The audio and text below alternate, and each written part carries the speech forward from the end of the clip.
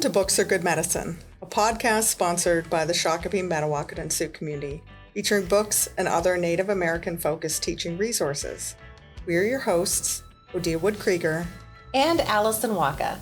In today's Author Talk episode, we explore Ojibwe history and culture with Travis Zimmerman.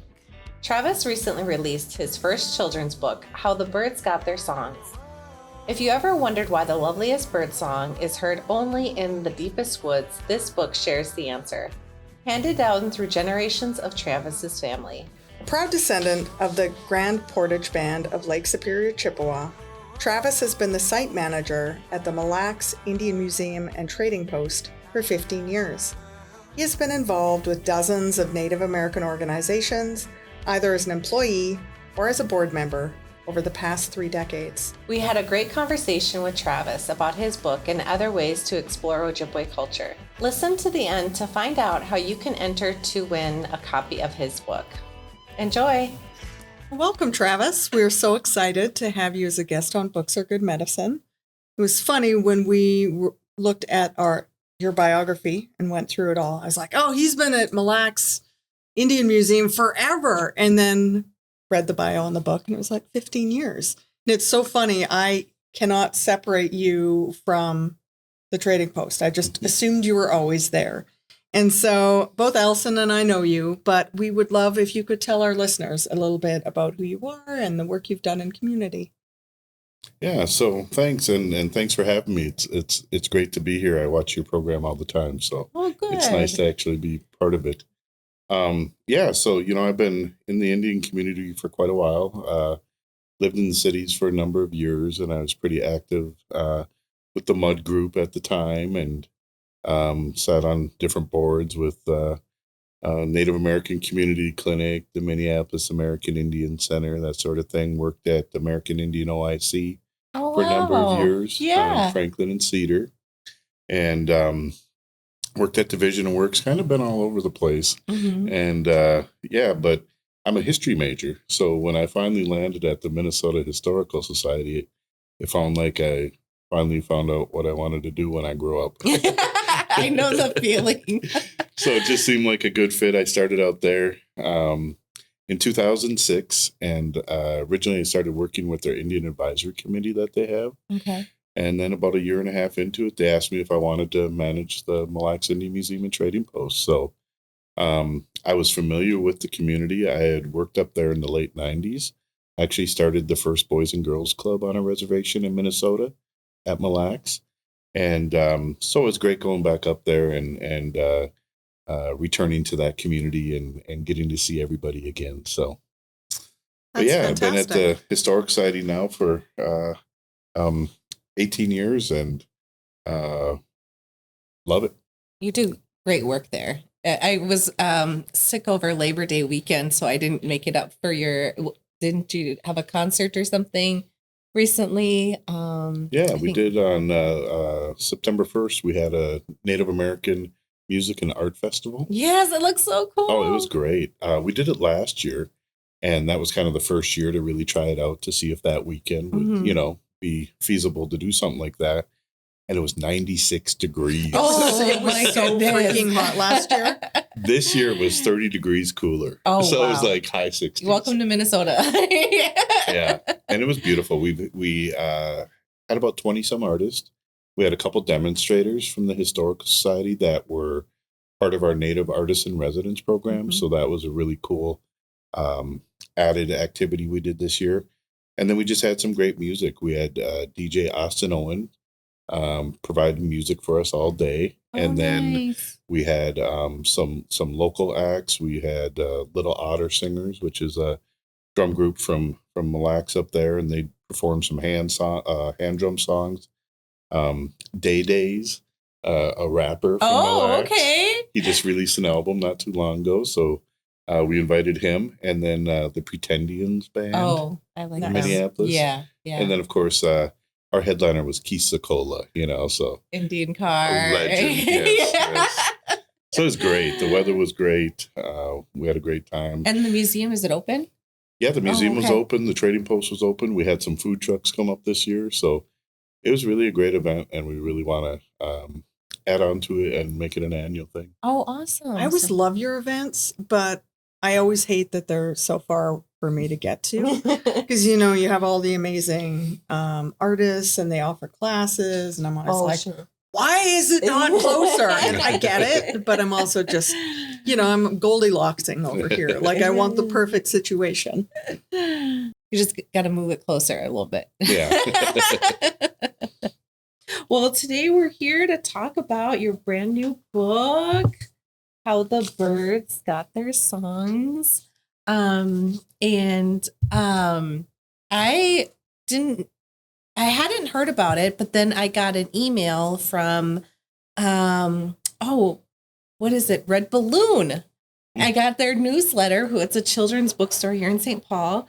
And I was so pumped to see your book there and you were doing a reading. And so I took my son over and it was just really lovely to hear you and see this beautiful book. Do you want to just tell us a little bit about it? Sure. So this book actually came from my great-grandmother, Josephine Zimmerman, from Grand Portage. And my dad interviewed her probably he doesn't really know quite when. He's thinking like the 1960s. And he wrote all these stories down that she told him. And so about 3 years ago, me and my girlfriend bought a house, so we're moving. And you know how you go through everything. Oh, yeah. When you move, right? And so I came across these stories and I was flipping through them. And I realized that he had written them in pencil. And so lead over time, the graphite, from the lead literally disappears. Oh, my goodness. So these stories were, half the story was there, half wasn't. But I remember reading through these stories as a kid, to the point that I pretty much memorized them. Mm-hmm. And so my mom had passed away about 6 months before that. And just got me thinking a lot about, life and about my dad, getting a little bit older and how neat it would be to try to capture these stories while he's still alive. And so I met with Shannon Pennyfeather from the Minnesota Historical Society Press and, just said, hey, I got these stories that my dad wrote down from my great-grandma, would there be any interest in possibly turning into a children's book, a picture book? And so that was back in 2021. And here we are 3 years later that it got released this May. And so it just seemed like a no-brainer. My cousin Sam, who illustrated the book, is an artist. And he had already illustrated several children's books. Mm-hmm. So it's just kind of a no-brainer to make it a family. Yeah, of course. A family affair. And then we reached out to Marcus to do the Ojibwe translation. We thought it was really important that it whatever we can do, small part to try to preserve the language. So we thought it's really important to make it a bilingual book also. Mm-hmm. Mm-hmm.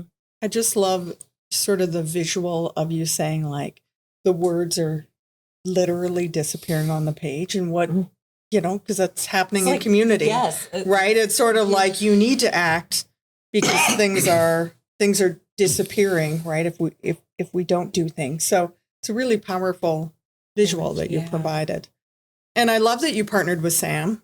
So if folks work with Minnesota Department of Education, Sam's name will be familiar because he does some work initially with the arts resource, and he was working closely with the Department of Indian Education, and now he's doing some other work. But I just love that you and Sam partnered with us. I like to tease Sam that he needs a handler. And so maybe you were that handler for this project, but I adore him. And so big shout out to Sam. I am curious, though. A lot of teachers ask for stories about like how things came to be, like commonly called pourquoi tales, right? And so there's this whole idea of, the origin stories of how things came to be. As an Ojibwe person, what recommendations do you have for teachers using this book or using stories that are more traditional, and what protocols you recommend? Well, so some of the stories I came across that my dad wrote down, I purposely decided not to publish, or not to even think about publishing because as you know, in our culture, there's a certain time to tell stories, right? Winter mhm. time is a time for storytelling. And so, but when you put it in a book form, people can Yeah. read it and tell that Mhm. story at any time, So, um, you hope that teachers would be respectful of that tradition and maybe do more storytelling in the winter time. Um, but I think some of these how-to stories generally tend to be stories that can be told at any time. It's, different stories with different characters and stuff that we want to be careful of, not to tell, outside of winter. So, and like you said about things disappearing, I think there's been a debate in Indian country for years about what should we be writing down and what Right, shouldn't we right. be, Yeah. right? But it's really changed over time because I remember when I worked up in Mille in the late 90s with the Boys and Girls Club, I was teaching the kids. We had like a cultural group with the kids that came to the club, and I was using Eddie Benton Benet's book, the Mishomish book, Mhm. and I remember at that time an elder from Mille Lacs telling me, "Oh, you shouldn't be telling those stories to the kids. Those should have never been written down. Those were stories that were intended for the lodge, and different things." And now, 20 some years later, it's used as a curriculum book over Mhm. at the school Mhm. there, So I think as people pass away and as these stories sometimes leave with them, Mhm. because each time we lose an elder, we lose a Yeah. encyclopedia full of Yeah. knowledge, and so I think more and more, um, people are realizing, hey, maybe we need to write these down, and maybe Mhm. we need to preserve these in some form. Otherwise, they will, could be lost. Ironically, I recommended the Mishomis book in the first publication that I did, Restoring Our Place. And then when I did the second with aligning all of the English language arts standards, someone asked me to remove that. So it's Mm, not in the second publication. And so I think this really shows that no one person is mhm, like the keeper or the rubber stamper, however you want to say that. And so speak to people in their community and figure out, what's yeah. appropriate. If I could say anything to teachers. It's on the same, just the same kind of point, but like I think if our ancestors were here, they would be and knew what we've gone through or could foresee the future, right? And know, I just feel that they would be like preserve it in any way you Mm, can, right? yeah. Because I just things maybe should it shouldn't have been written down at that time, but the things that our history has put us through and how to navigate the future for this next generation and knowing our stories make them stronger and more confident in our traditions. And so I applaud you for putting this into for kids like my son who came and Mhm. um his name is Kane, and it means eagle in Menominee. And just a story about birds just Mm, really touched him. And to have somebody that looks like him and is an author, it really makes such a difference in our kiddos' lives. And I think that's what our ancestors would want. It's my opinion, but yeah. they would want our kids to have that. You are doing our ancestors' work, really. So it's really beautiful. Um, so just to jump off of that, yeah. But I do. My question would be: so, what is your favorite bird? Do you have a favorite bird? Uh, I do, and it's not in the book. Oh, okay. What is it? But I have just because where we live, and I've lived by um, lakes and stuff the last dozen years or so. Yeah. But the pileated woodpeckers, Oh, those Just yeah. giants, dinosaur. oh, they're just so cool. And we got one that always tries to land on our little bird feeder that's kind of hanging there. You're like, buddy. It's like a It's just funny, it's pterodactyl so coming in. trying to land on it. But I Nice just try. think they're just so colorful and just majestic, Mhm. birds to me. I love watching them. And if they're on the side of your house in the morning, you know it. Da, da, da, da, da, da, da. Do you have a favorite bird? The chickadee. but it kind of shows how the book could tie into science. It can literature, English. It really could. What would you foresee like it being used in the classroom?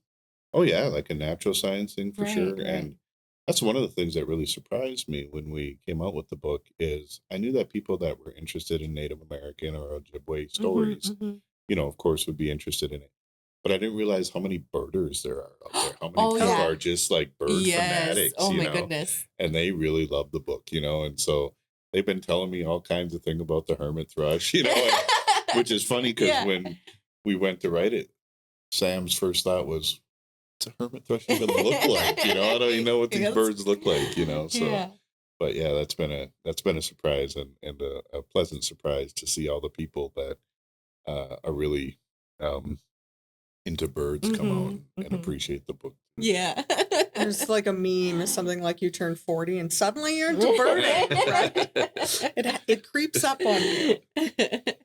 So I like to use picture books all through school, like 12th grade. Yeah. When you wrote this, were you envisioning any particular way it could be used, or you were just like, Yeah, not really. I mean, part of it was when I, talked about the timing just seemed right to come out with the book, is that I have two small grandchildren too, and so my oldest grandson Theo is 6, and Thatcher will be 4 in October here, Oh, I and so love those names. so it was really neat to think about writing something for them, and Mhm. especially as they learn to read. Hopefully, this will be a book that's one of the first ones, that they learn to read. And Yeah. they made posters for the books too, so I sent them posters, and they got them hanging up in their rooms. oh, And yeah, they love the book. So I was hoping younger kids, of course, and but really, like you said, I was hoping that it could be used in any way that teachers really want to use it to try to either teach children about Ojibwe culture or about birds or um, however they want to use it. did you struggle to find Ojibwe translations, or it was easy for you based on where you are in the world? Well, Sam had already worked with Marcus, and Okay. then he's works at Wadukanati in Wisconsin, right? So, Sam just reached out to him, and I've never met Marcus even, but he was able to do the translation for the book. So, yeah, it was just somebody already had it that Sam already had a connection with, so it was an easy one to. Yeah. Meant to be. Yeah. Are you planning any other books then? Maybe the historic society has asked, and me and Sam have kind of kicked it around. There's a couple stories that I think we could still take from the stories that my dad wrote down. Mhm. So we're kind of looking at them, and I mean, I never got into it thinking I was going to become an author. He said just every kinda- single Native person we've had on this show, they're all like, it kind of happened. yeah, and it's been fun, and I really recommend if anybody ever wants to do a first book type of thing, how easy a picture book is, because really it was like a page and a half of text, so it's Mhm. not that much writing Mhm. involved. It's mostly the pictures. Yeah. And then when you mentioned the beauty of the book, the one thing I really appreciate that Sam did with this book is he usually does his drawings for children's books in watercolors, but he did these all in acrylic, and Yeah, so they they're just so really, vibrant. Yeah. really pop. And he asked me which one's my favorite, and he's gonna have it framed for me and give it to me. So Oh. yeah, It really is important to have a native illustrator along with a native author. And I think we've kind of seen with the American Indian Library Association. I hope you send your book in for the American Indian Youth Literature Awards, but um how publishers don't understand that Mm. that it makes and that's one of our requirements is that have a native illustrator Yeah. as well. And it's they do a native author, but they don't do a native illustrator, which is kind of, it seems like it would be a no-brainer, but when you have that, I think it makes the story have more meaning behind it and have a clearer representation. You can tell the difference, I think, when there's native illustrators, and they connect to the story as well. So. Oh, for sure. I think that's really important, and it's true too, because you look at some children's books in the past that don't have native illustrators, and they basically give the characters European features and then just make them brown skinned. Right. And all the same brown too. American Doll. Yeah. So they don't, they don't even make them, they don't even make them look native, So there's just those little nuances that I think that native, illustrators can capture. Yeah. Yeah, definitely. I've seen in some of these situations where the writer actually never sees the images until it's done. And I was like, that seems really bizarre to me. Because, you want that give and take. You want to be able to give feedback. Like, it's your story. And as you saw it, you probably were thinking like, oh, and seeing the pictures in your head and to be able to dialogue is important. And again, I would think is a total no-brainer, but it just doesn't seem to be a no-brainer for publishers. Hey, publishers, work with Native people. Well, no, that's a good point, because, me and Sam went back on a couple of the illustrations for the book. And so the story takes place at dawn, and all the birds get together to fly as high as they can to try to earn their song.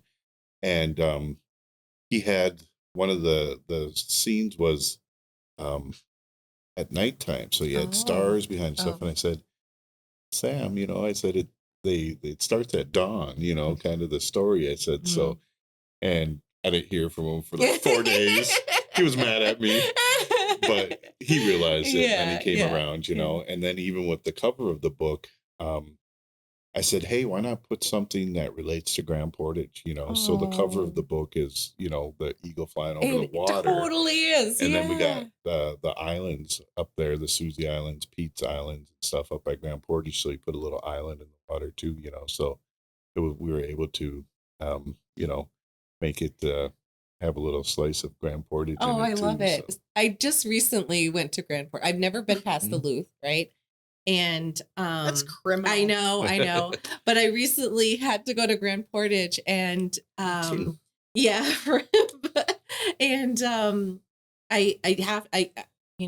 everybody's biased. Their reservations are the most beautiful, right? Menominee Navajo. I feel like it's very hard to top them, right?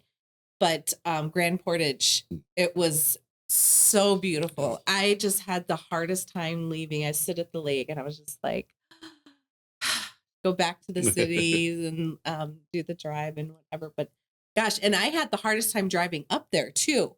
I kept wanting to like look at the lake, It's just so distracting and in a beautiful way. And but I have to say that. Well, all the way up there too, you have a bunch of state parks with waterfalls and just the whole North Shore. Oh my gosh, that would be a good field trip to do for schools and have that. But I think your Mille would be a great field trip too. What do you do field trips there? Yeah, so we're just really preparing ourselves for a big field trip season. We usually get a lot of kids coming in the fall. And then we get a lot of kids coming like April, May for the end of the year type of field spring trips. Thaw, yeah. So we get, we get anywhere from 3,000 to 5,000 kids a year. Oh my goodness! Yeah, we do different lesson plans with them. We have our Four Seasons room, of course. If you've never been there, life-size diorama, how the Ojibwe live their life according to the seasons, and so we call that Cycles of the Season. That's one lesson plan. And then we do American Indian sports and games, and we play a couple different games, dish game, snake game. And then we do Indian communications. We talk about the importance of language and look at the diversity of tribes and how many different languages were spoken and how many different tribes there were to really kind of introduce that to kids, like, hey, we're talking about Ojibwe here, but we're not the only tribe, to really get kids to understand the diversity amongst, Native communities.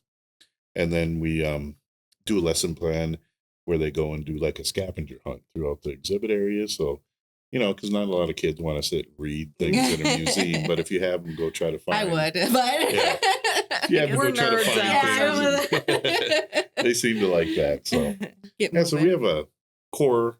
It's called our core program. That's kids, keep for a couple hours. and we rotate them through those different lesson plans. And then if they want to add a visit to the trading post, they can, or we have some additional lesson plans we offer if they want to do like American Indian music and dance or American Indian dolls and toys. For older students, we offer American Indian sovereignty and treaties, and just give them a real baseline about what treaties are, what treaties help make up the state of Minnesota. Um, as a sovereign nation, what are your rights, that sort of thing? Because there's a lot of misperceptions out there, of course. You don't say. Indians don't pay taxes Yeah. or don't need, They all hunting get their money license or from fishing casinos. license. Yeah, stuff like that. So we really try to not only dispel those kind of myths and stereotypes that students have, but also talk about American Indian contributions, and the importance of what American Indians have done to, um, help the United States become a better place. Yeah. And you have, I don't remember what I was up there for, but you had us come back into where you have like the refrigerated drawers and like the collection area. Yeah, it was just really neat. I can't remember.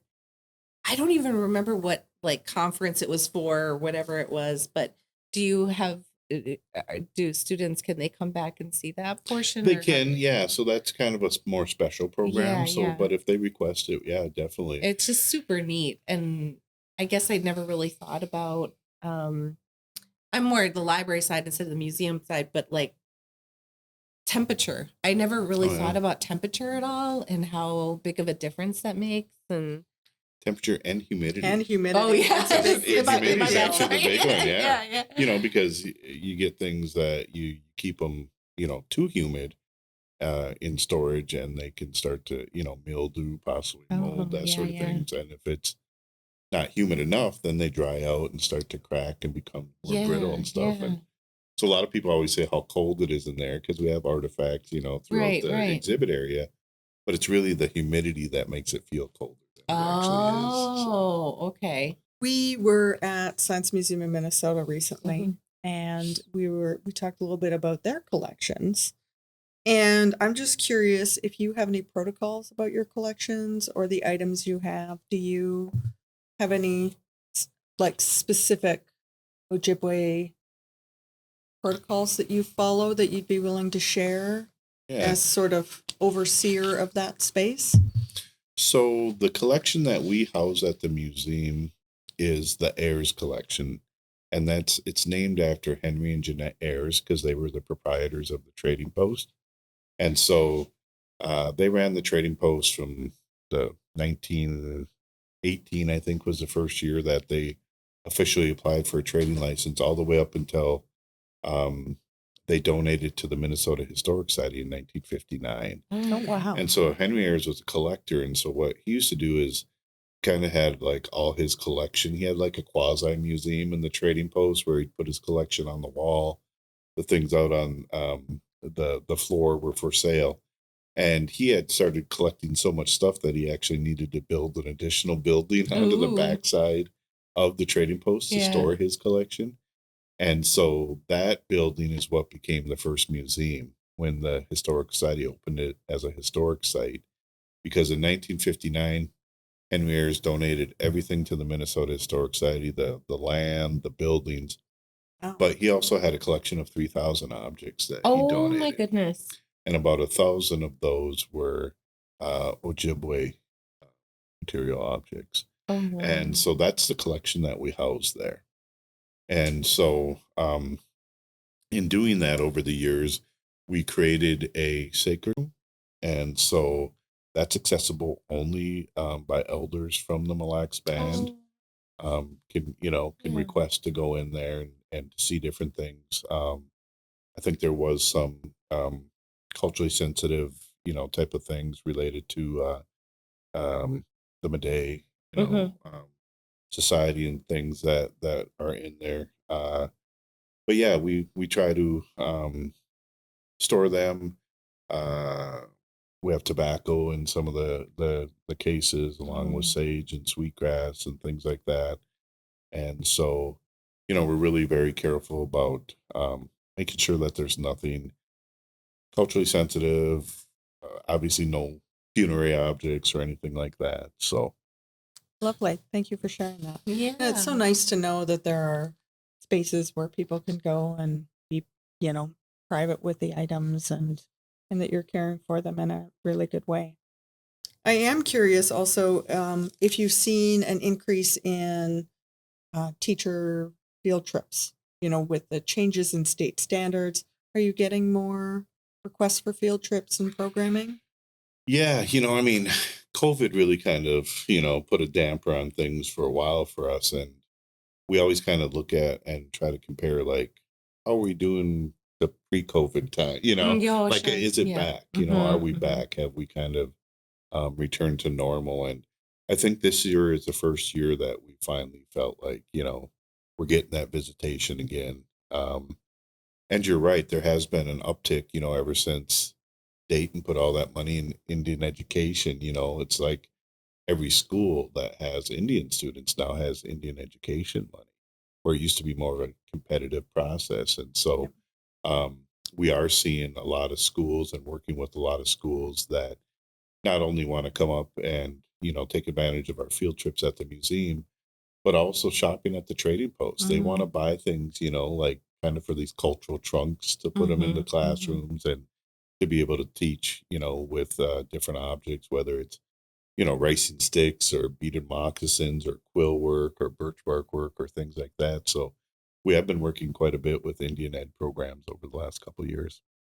And teachers can just call up the museum? Yeah, we actually on our website, everything's centralized, so they have to go through our main offices. We're part of the Minnesota Historic Society, so they book our field trips for us through the main offices down there. So there's a down there, meaning here. St. Paul, yeah, here. Just clarifying. I was like, down yonder in in St. Paul. But yeah, on our website, there's a number they can call or there's an email address, and then they just fill out a form. When do they want to come? What do they want to do? How many kids, grade level, stuff like that. Fantastic. Awesome. What a great resource. Yeah. You're just all around a wonderful visitor that we had today. You had the book, you have the museum, you have everything here for education, and really appreciate you taking the time to come down here and share all this wonderful. We just love the book, and thank you for coming. Yeah, thanks for having me. It's been great. We hope you've enjoyed today's episode. To enter for a chance to win one of 5 signed copies of Travis's book, email us at info@booksaregoodmedicine.com with the subject line, How the Birds Got Their Songs Giveaway, by October 25th. We will randomly select 5 winners and notify them via email. Thank you for joining us for this episode of Books Are Good Medicine. Subscribe to our channel on Apple Podcasts or Spotify. You can also visit our website, booksaregoodmedicine.com, to find episodes and resources or to send us a comment. This podcast is sponsored by the Shakopee, Metawakan Sioux community and produced by Goff Public. Our theme music is Stomp Dance by Blue Dog. The opinions expressed on the Books Are Good Medicine podcast by its co-hosts and guests are their own in their personal capacities and do not necessarily reflect the views of any organization with whom they are affiliated or of the podcast sponsor.